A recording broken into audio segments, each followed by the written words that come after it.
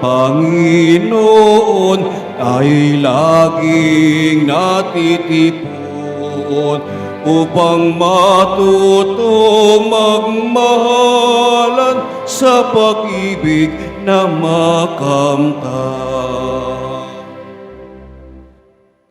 Sa ngala ng Ama at ng Anak at ng Espiritu Santo, Amen. sumainyo ang Panginoon. At sumaiyo rin. Mga kapatid, aminin po natin ang ating mga kasalanan upang marapat tayong gumanap sa banal na pagdiriwang. Inaamin ko Sa makapangyarihang Diyos at sa inyo, mga kapatid, na lubha akong nagkasala sa isip, sa salita, sa gawa at sa aking pagkukulang. Kaya isinasamo ko sa mahal na Birheng Maria, sa lahat ng mga anghel at mga banal, at sa inyo mga kapatid, na ako'y ipanalangin sa Panginoong ating Diyos. kaawaan tayo ng makapangyarihan Diyos, patawarin tayo sa ating mga kasalanan, at patubayan tayo sa buhay na walang hanggan. Amen. Panginoon, kaawaan mo kami. Panginoon, kaawaan mo kami. Kristo, kaawaan mo kami. Kristo, kaawaan mo kami. Panginoon, kaawaan mo kami. Panginoon, kaawaan mo kami. Manalangin tayo. Ama naming makapangyarihan ng langit at lupa ay iyong pinamamahalaan. Dinggin mo ang pagluhog ng iyong sambayanan at pagkalooban mo kami ng kapayapaan araw-araw sa pamamagitan ni Hesukristo kasama ng Espiritu Santo, magpa sa walang hanggan. Amen. Magsiupo muna ang lahat. Pagbasa mula sa sulat sa mga Hebreo. Mga kapatid, lubusang maililigtas na Jesus ang lahat ng lumalapit sa Diyos sa pamamagitan niya, sapagkat siya ay nabubuhay magpakailanman upang mamagitan para sa kanila. Si Jesus kung gayon, ang dakilang saserdoteng makatutugon sa ating pangangailangan. Siya ay banal, walang kapintasan o kasalanan, nahihiwalay sa mga makasalanan at mataas pa kaysa sangkalangitan. Hindi siya tulad ng ibang mga dakilang saserdote na kailangang maghandog ng mga hain araw-araw. Unay, para sa sarili nilang kasalanan at pagkatapos para sa kasalanan ng mga tao. Minsang naghandog si Jesus at iyay pang magpakailanman nang ihandog niya ang kanyang sarili. May mga kahinaan ang mga dakilang saserdoteng hinirang ayon sa kautusan. Subalit, ang saserdoteng hinirang na may panunumpa ay ang anak, banal, magpakailanman. At ang panunumpa ng Diyos ay huling dumating kaysa kautusan. Ito ang buod ng aming sinasabi. Tayo'y may dakilang saserdote, nakaupo sa kanan ng trono ng kataas-taasan. Siya ay naglilingkod doon sa tunay na dakong banal, sa tuldang hindi tinayo ng tao, kundi ng Panginoon. Tungkulin ng bawat dakilang saserdote ang maghandog ng mga kaloob at mga hain, kaya't kailangang ang ating dakilang saserdote ay mayroon ding ihahandog. Dito sa lupa, hindi siya maaaring maging saserdote sapagkat mayroon ng mga saserdoting naghahandog ng mga kaloob ayon sa kautusan. Ang kanilang paglilingkod ay anino lamang ng nasa langit, sapagkat nang itatayo na ni Moises ang tolda, mahigpit na itinagubilin sa kanya ng Diyos ang ganito: gawin mo ang lahat ng bagay ayon sa huwarang ipinakita ko sa iyo sa bundok. Ngunit ang paglilingkod kay Jesus ay higit na dakila kaysa ipinagkaloob sa kanila, yamang siya'y tagapamagitan ng isang tipang higit na mabuti, sapagkat nasasalig ito sa lalong mahalagang bagay na ipinangako. Ang salita ng Diyos. Salamat sa Diyos. Handa akong naririto upang sundin ang loob mo. Handa akong naririto upang sundin ang loob mo. Ang mga panghandog, pati mga hain, at ang mga hayop na handang sunugin, hindi mo naibig sa damba na dalhin upang iyaong salay iyong patawarin. Sa halip, ang iyong kaloob sa akin ay ang pandinig ko upang ika'y dinggin. Handa akong naririto upang sundin ang loob mo. Kaya ang tugon ko, ako'y naririto. Nasa kautusan ang mga turo mo. Ang nais kong sundi iyong kalooban, aking itatago sa puso ang aral.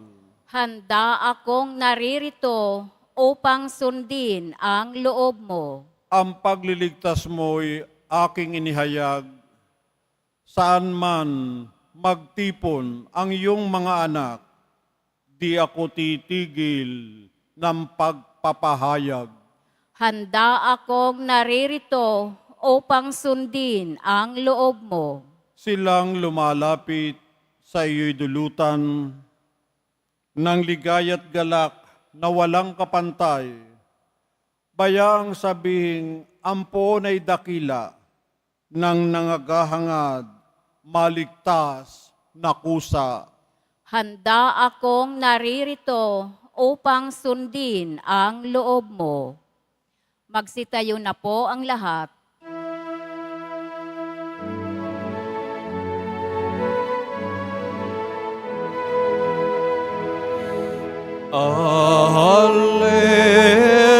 Alleluia, Alleluia, Alleluia, Alleluia.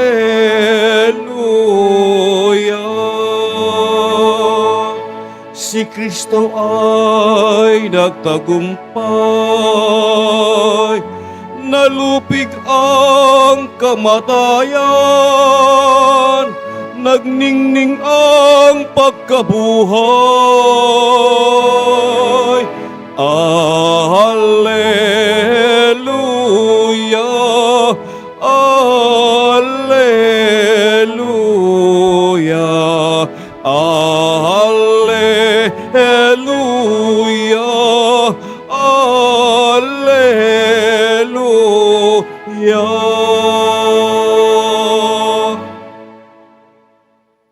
Sumainyo ang Panginoon, At sumaiyo rin. ang mabuting balita ng Panginoon ayon kay San Marcos.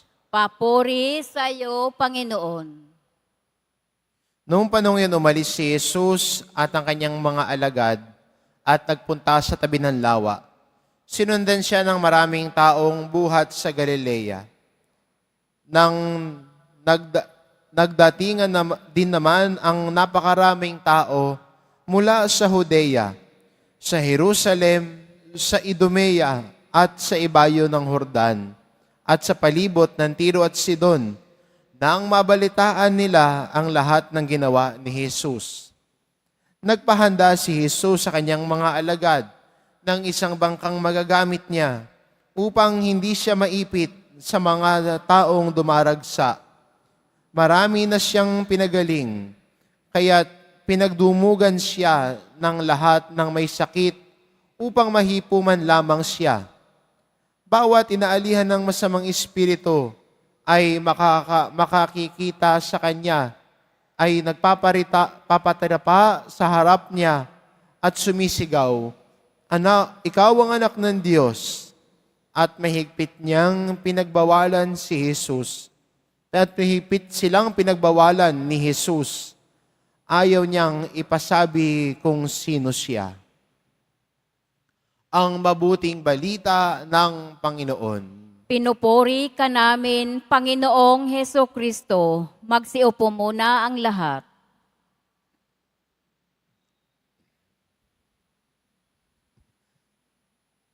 Ano ang nagdala sa iyo rito? Ano ang nagdala sa iyo rito? Siguro dumating ka sa panahon na wala ka ng pag-asa. Wala ka ng makapitan. Dumaan ka sa simbahan ng Quiapo, naisipan mo magdasal, at dito ka nakasumpong ng pag-asa. Bumangon ulit, maglakad ulit. Siguro yung iba, nabalitaan ninyo na may pumunta rito, nagdasal, sinagot ng Nazareno ang kanyang panalangin. Kaya ikaw din ay may pinagdarasal, naisipan mo, makapunta nga ng Quiapo. Makadasal nga din. Baka sakaling dinggin ng Nazareno ang panalangin ko. Marahil para sa hanap buhay, sa kalusugan, kamag-anak o mahal sa buhay na may sakit o may pinagdaraanan, o ikaw mismo may pinagdaraanan, narinig mo ang kwento tungkol sa himala ng Poong Nazareno, kaya narito ka. Sa ating ebanghelyo, si Jesus din ay dinumog ng mga tao. Marami nagpunta sa Kanya dahil nabalitaan nila ang mga pinagaling ni Jesus. Lumapit kay Jesus, nais sumpungan si Jesus, nais mahawakan si Jesus, para kahit man lamang mapagaling sila. Kahit man lamang ang kanilang mga panalangin at pagsamo ay tugunin ng Diyos. Pero sana, hindi lang dahil may kailangan tayo, kaya tayo narito. Sana, hindi lang dahil may pinagdarasal tayo, kaya narito tayo. Pero maganda rin, no, kasama ng ating pagsamo ng mga pangangailangan natin, ay ang kahandaan din natin pakinggan ang Diyos. Kung babasahin natin ng buo ang mga ganitong tagpo sa Ebanghelyo, nang si Jesus ay nagpapagaling, hindi lang siya nagpagaling ng maraming tao, kundi ginamit din niya ang pagkakataong ito na ipahayag ang mabuting balita. Bago magpagaling si Jesus, nagpapahayag siya ng salita ng Diyos. Siya nagtuturo sa mga tao. Pinapahayag ang mabuting balita sa kanila. Kaya maganda rin para sa atin, hindi lang sana kagalingan ng pisikal na pangangatawan, kundi makasumpong din tayo ng buhay at pag-asa sa presensya ni Jesus. Dahil ang kanyang salita ay nagbibigay buhay. Ang kanyang salita ay nagbibigay pag-asa sa atin. Ang kanyang salita ay nagbibigay inspirasyon sa atin. Kaya maganda rin, no? Hindi lang tayo narito dahil may inaangat tayong pangangailangan sa Diyos, kundi unang-una din sa lahat, kaya narito rin tayo dahil nauuhaw tayo sa kanyang salita. At yan din naman ang dahilan kung bakit dinudumog at pinupuntahan si Jesus. Nauuhaw sila sa salita ng Diyos.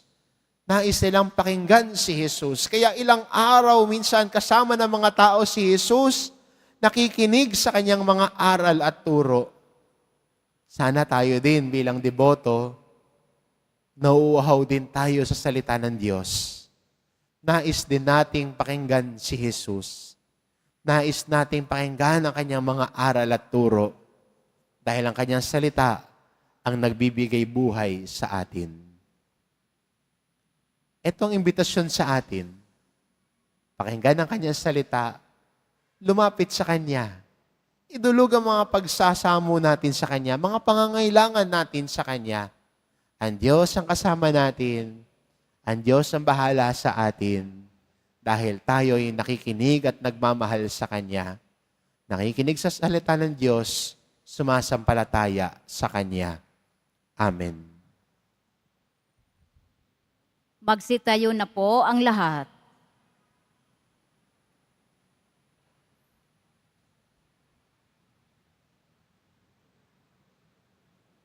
Minamahal ko mga kapatid, ipinadala ng Ama ang kanyang anak upang pagalingin tayo. Manalig tayo na hilumin niya ang ating buong pagkatao, katawan at kaluluwa.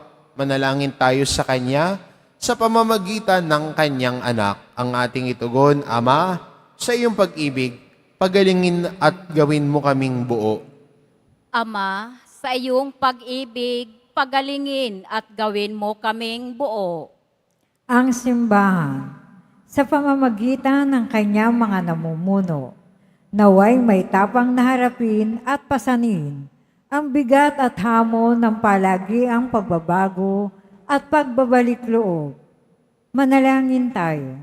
Ama, sa iyong pag-ibig, pagalingin at gawin mo kaming buo. Sa mga taong nangangailangan ng tulong, naway huwag nating isara ang ating puso.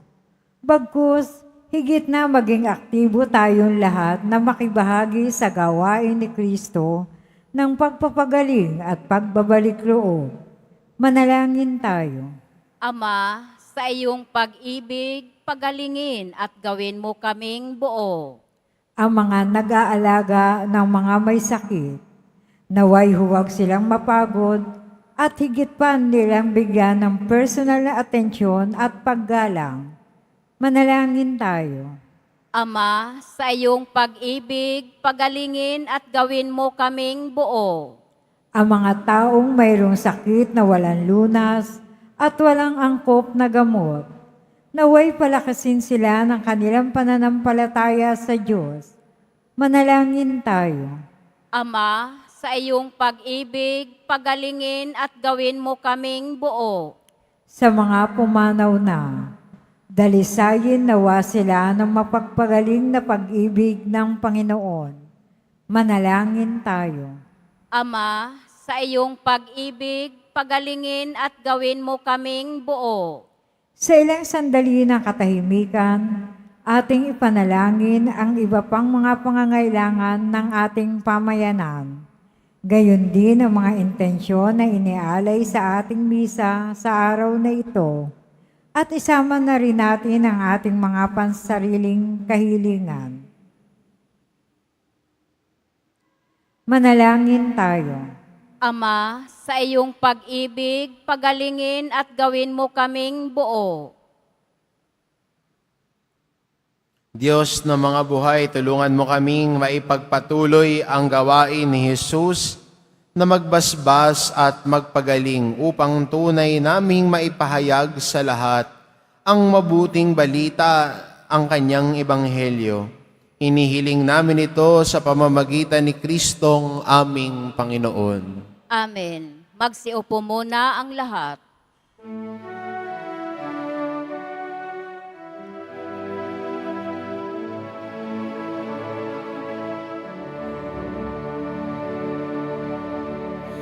Salamat sa iyo,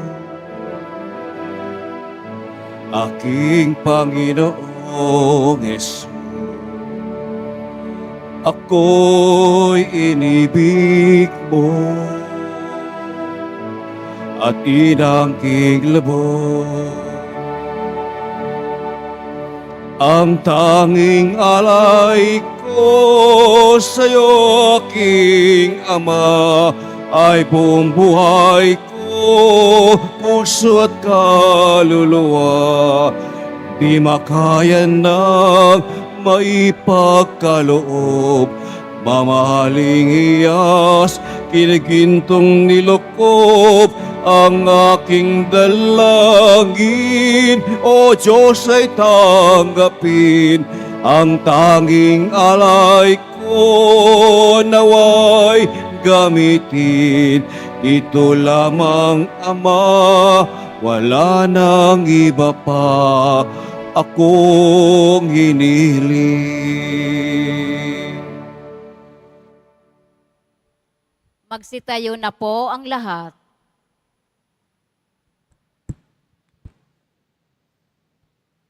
Manalangin kayo mga kapatid, upang ang paghahain natin ay kalugdan ng Diyos amang makapangyarihan.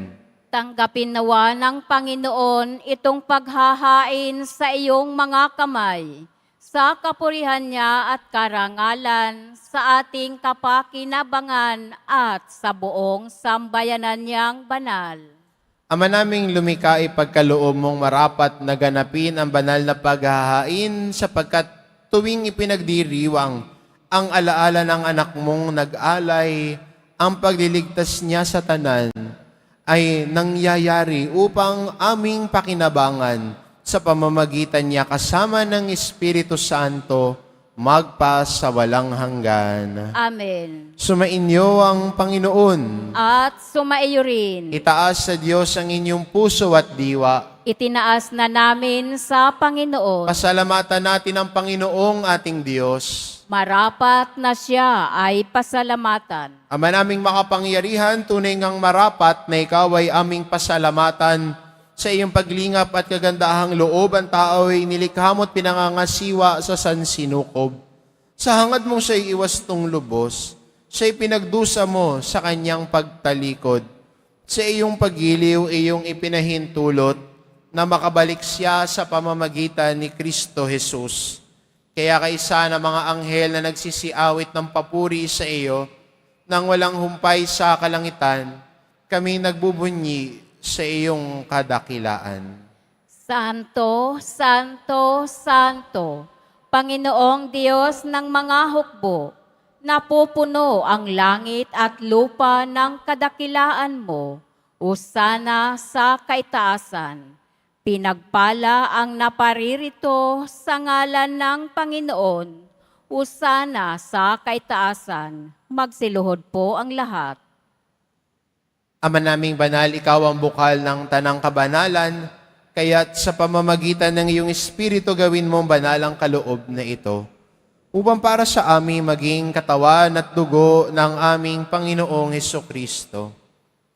Bago niya pinagtiis ang kusang loob na maging handog, hinawakan niya ang tinapay, pinasalamatan kanya.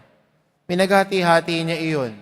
Iniabot sa kanyang mga alagad at sinabi, tanggapin ninyong lahat ito at kanin, ito ang aking katawan, na ihahandog para sa inyo.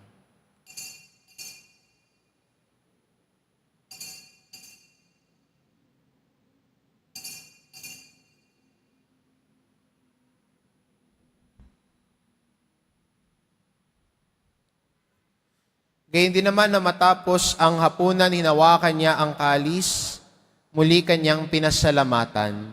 Iniabot niya ang kalis sa kanyang mga alagad at sinabi, tanggapin ninyong lahat ito at inumin ito ang kalis ng aking dugo, nang bago't walang hanggang tipan. Ang aking dugo na ibubuhos para sa inyo at para sa lahat, sa ikapagpapatawad ng mga kasalanan. Gawin ninyo ito sa pag-alala sa akin.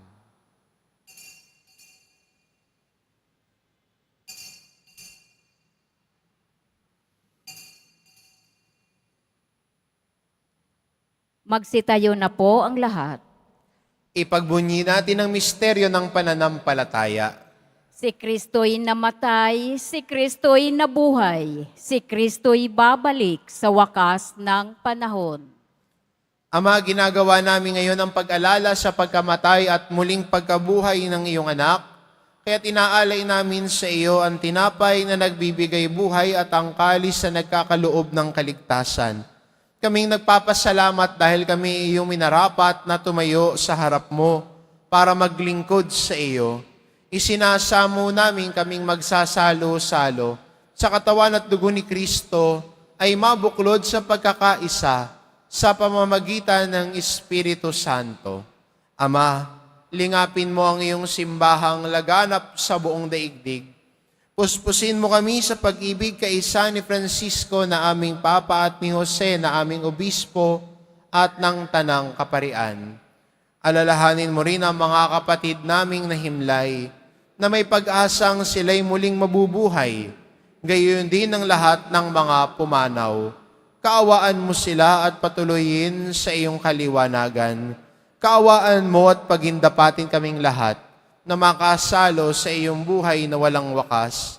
Kaisa ng mahal na Birheng Maria na ina ng Diyos, ng kabiyak ng puso niyang si San Jose, kaisa ng mga apostol at ng lahat ng mga banal na namuhay dito sa daigdig ng kalugod-lugod sa iyo, maipagdiwang nawa namin ang pagpupuri sa ikararangal mo sa pamamagitan ng iyong anak na aming Panginoong Hesu Kristo. Sa pamamagitan ni Kristo, kasama niya at sa Kanya, ang lahat ng parangal at papuri ay sa iyo, Diyos amang makapangyarihan, kasama ng Espiritu Santo, magpa sa walang hanggan. Amen. Sa tagubili ng mga nakagagaling na utos at turo ni Jesus na Panginoon natin at Diyos, ipahayag po natin ng lakas loob. Ama namin, sumasalangit ka, sambahin ang ngalan mo, mapasa amin ang kaharian mo, sundin ang loob mo, dito sa lupa para nang sa langit. Bigyan mo kami ngayon ng aming kakanin sa araw-araw, at patawarin mo kami sa aming mga sala, para ng pagpapatawad namin sa nagkakasala sa amin. At huwag mo kaming ipahintulot sa tukso, at iadya mo kami sa lahat ng masama. Hinihiling namin kami adya sa lahat ng masama pagkalooban ng kapayapaan araw-araw. Iligtas sa kasalanan at ilayo sa lahat ng kapahamakan. Samantalang aming pinananabikan ang dakilang araw ng pagpapahayag ng tagapagligtas naming si Hesu Kristo. Sapagkat iyo ang kaharian at ang kapangyarihan at ang kapurihan magpakailanman. Amen. Panginoong Kristo, sinabi mo sa iyong mga apostol, kapayapaan ang iniiwan ko sa inyo, ang aking kapayapaan ang ibinibigay ko sa inyo. Tunghayan mo ang aming pananampalataya at huwag ang aming pagkakasala. Pagkalooban mo kami ng kapayapaan at pagkakaisa, ayon sa iyong kalooban, kasama ng Espiritu Santo, magpa sa walang hanggan. Amen. Ang kapayapaan ng Panginoon ay laging sumainyo. At sumaiyo rin. Magbigayan kayo ng kapayapaan sa isa't isa. Kordero ng Diyos na nag-aalis ng mga kasalanan ng sanlibutan, maawa ka sa amin. Kordero ng Diyos na nag-aalis ng mga kasalanan ng sanlibutan, maawa ka sa amin. Kordero ng Diyos na nag-aalis ng mga kasalanan ng sanlibutan, ipagkaloob mo sa amin ang kapayapaan. Magsiluhod po ang lahat. Itong kordero ng Diyos, ito nag-aalis ng kasalanan ng sanlibutan. Mapalad ang mga inaanyayahan sa kanyang piging. Panginoon, hindi ako karapat-dapat na magpatuloy sa iyo, ngunit sa isang salita mo lamang ay gagaling na ako.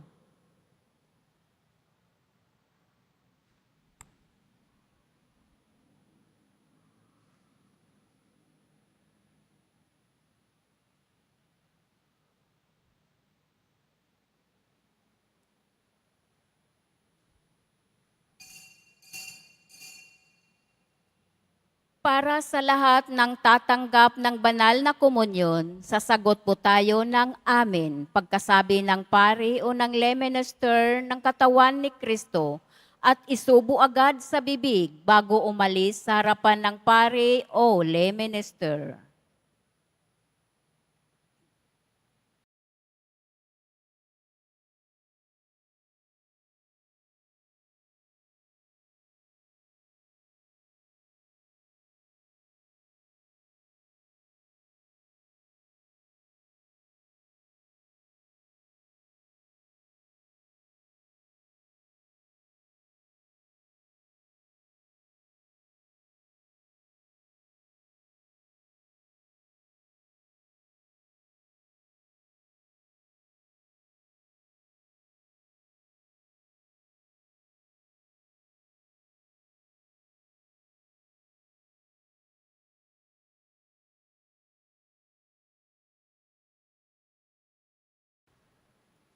Manalangin tayo.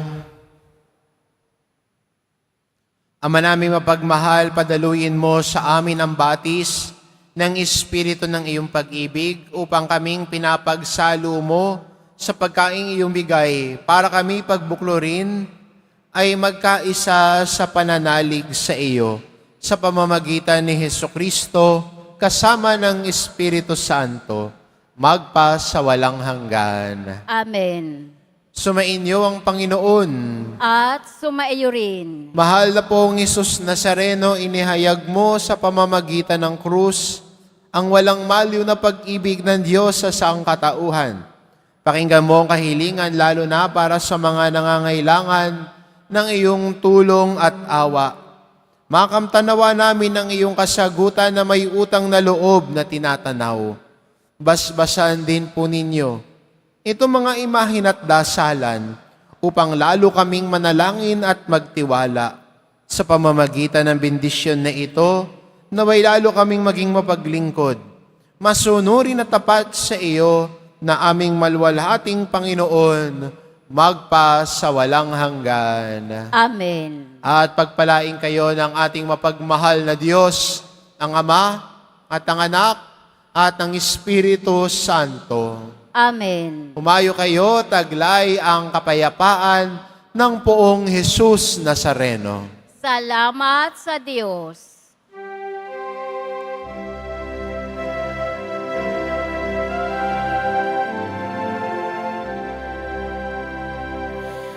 Nuestro Padre Jesus Nazareno, sinasamba ka namin, pinipinto ka namin,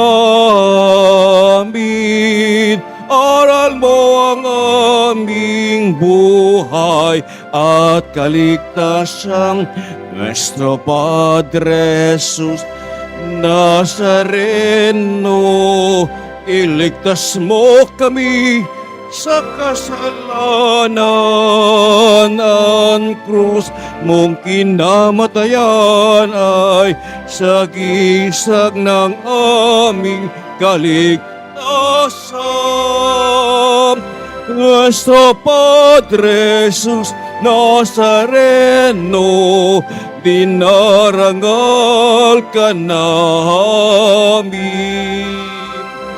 Nuestro Padre Jesus Nazareno, dinulwalhati ka namin.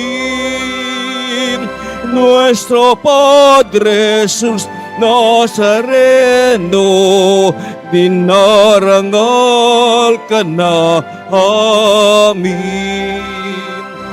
Nuestro Padre Jesus Nazareno, dinulwalhati ka namin.